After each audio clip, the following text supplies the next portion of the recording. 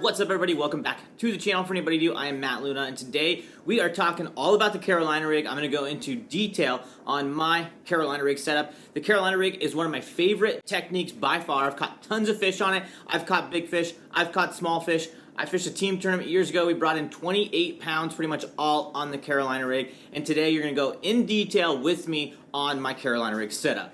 One of the great things about the Carolina rig is it can be fished absolutely anywhere. It can be fished shallow. It can be fished out deep. A lot of times here at home, I'm fishing that thing 20, 30, 40, 50 foot of water. Ideally, I'm fishing around rocks, but even at Sam Rayburn, I was fishing a lot around grass. In that high drill on Sam Rayburn, those fish were in there, and you can bring that Carolina rig through that grass. So the first thing I want to talk to you guys about is the rod that I use with my Carolina rig. I use the 6 cents unicorn rod in the 7'4" model. This is a heavy action rod with a fast tip. This rod is rated for baits up to 1.5 ounces. This is designed for the Carolina rig, a swim bait, heavy offshore jigs and shaky head, flipping bushes, and a whole lot more. So one of the main factors that I look for when picking a rod for the Carolina rig is I want something super sensitive, and this 6 cents unicorn rod is super sensitive. Pretty much anytime I'm dragging something on the bottom and I need to feel everything I possibly can, I'm going to be investing as much money as I can afford into the best quality rod that I can afford to get the most sensitivity that I can. The heavy action that this rod has is also very important.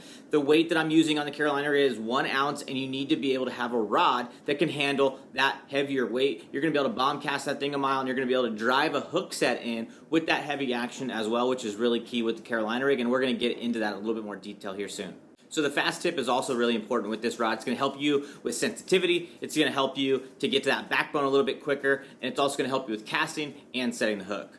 So now we're going to move into the reel. The reel is also really important. You're going to want a faster gear ratio with this reel. I go with a 7:3-to-1 gear ratio Daiwa Tatula SV. I've fallen in love with the Daiwa Tatula SV reels for a while now, and I have them on a ton of different combos. The gear ratios may change, and like I said, in this one, it is important to have a faster gear ratio. 7.3 or higher is what I would recommend for the Carolina rig. You're going to want to get one of these faster gear ratio reels because it's going to help you reel up that line faster. A lot of times fishing the Carolina rig, you have some slack in your line, you have a lot of line out into the water, you're fishing deep water, and having a faster gear ratio is not only going to help you reel up that slack a little bit faster to set the hook, but it's also going to help you reel those fish out of heavy cover faster as well, because a lot of times when I'm fishing the Carolina rig, I am fishing around some pretty heavy cover. Now when I fish the Carolina rig, I have two different lines that I'm going to be talking about. I have a main line and a leader line. So when I'm talking about the main line, I'm talking about the line that comes off the reel.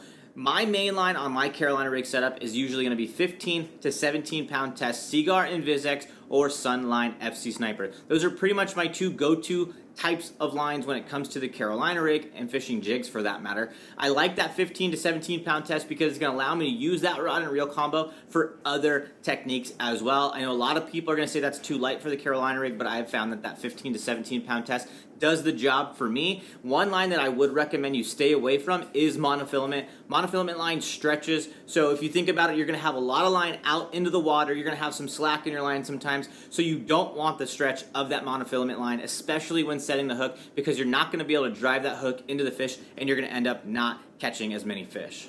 So now we're going to move into the terminal tackle that I use to set up my Carolina rig. I use a 1 ounce egg sinker pretty much 99% of the time. I go with lead traditionally, but if you're a tungsten person, feel free to go with tungsten. One thing I have found is that I need to go down usually one size in tungsten to get a similar feel as I do in the lead. So if I'm using a 1 ounce lead egg sinker, I'm going to want to go to a 3/4 ounce tungsten. Don't know why that is. Probably the sensitivity that you get out of the tungsten, but I've noticed a major difference in feel with that 1 ounce tungsten versus the 3/4. The 3/4 feels more like what I'm used to. So guys, be sure to check the links down in the description of today's video. There's going to be links to a lot of the products that I'm talking about in today's video, as well as discount codes for those products. All of the reels, the rods, the line, everything's going to be linked down in the description with discount codes, so make sure to check that out and save those discount codes for future use as well. And a few more terminal tackle items that I'm using on my Carolina rig setup is a glass bead and then a brass clacker. I like having that glass bead and brass clacker all connected to one another, so that way they're making a lot of noise down on the water. I also like having that brass clacker on there because it's going to help you protect that line which gets to your swivel swivel, then you're going to have that swivel that goes to your main line. So a good idea or a good option for you guys, if you don't want to have all those different terminal tackle items in your box, you can get the 6 Sense Carolina pre-rigs, which is basically all those things that I just mentioned. Your main line goes to one side, and then your leader line is going to go to the other side, and then you're going to have the Carolina rig pre-rig all right there. It has everything you need already sorted out, already put together for you, so all you have to do is attach your line. So we're going to move into the leader line now. So you have the main line that goes to one end of the swivel or the pre-rig, and then you have your leader line that comes off of the other end to your hook.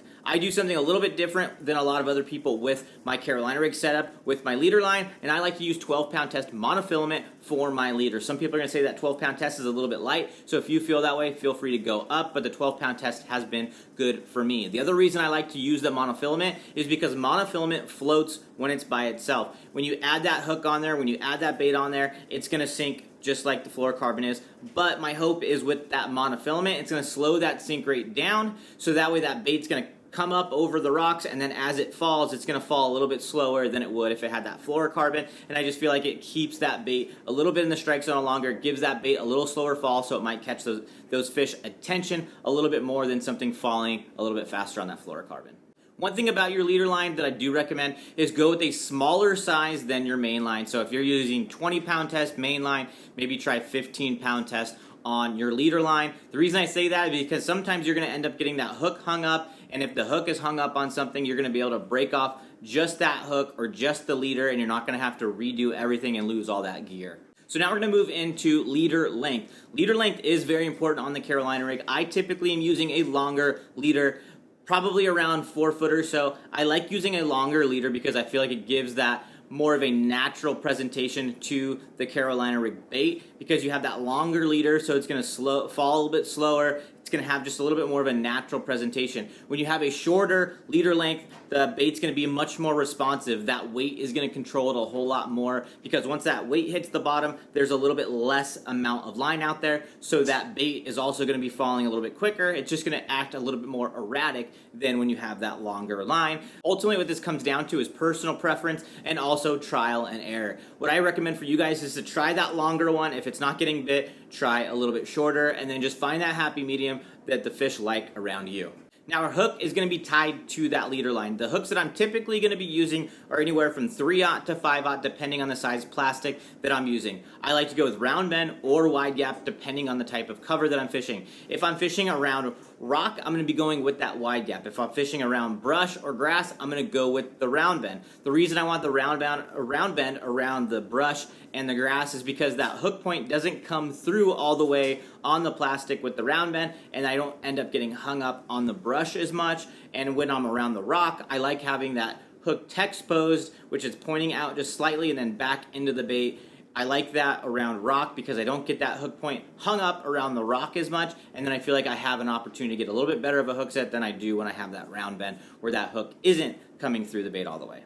And now obviously we need a bait connected to that hook. We need something to entice those fish to bite, and what I'm going with 99% of the time is going to either be the 6 Sense Hogwalla or the Do It Molds Boss Hogs that I make myself. I like either one of those baits, and it just kind of depends on the scenario, depends on how I'm feeling on which one I am going to pick. Another bait that I really would suggest to you guys to give a shot sometimes is the 6 Sense Prawn. It's a beaver style bait. Sometimes I feel like they don't always want that larger profile in the Hogwalla or in that Boss Hog, but they will eat something with a little bit more compact and a smaller profile like the 6 Sense Prawn. So in some of the clips that you've seen in this video or even right now, you're going to see me catching fish on the 6 Sense Prawn with a Carolina rig setup. If you guys don't already have a Carolina rig as a mainstay in your fishing arsenal, you are missing out. A Carolina rig is one of the baits and one of the techniques that I have out on my deck almost all the time when I'm at home and fishing. So make sure to follow the outline that I gave you guys in this video. It's going to help you catch a lot more Carolina rig fish. I hope you guys enjoyed watching today's video, and I will see you guys in the next one. See ya!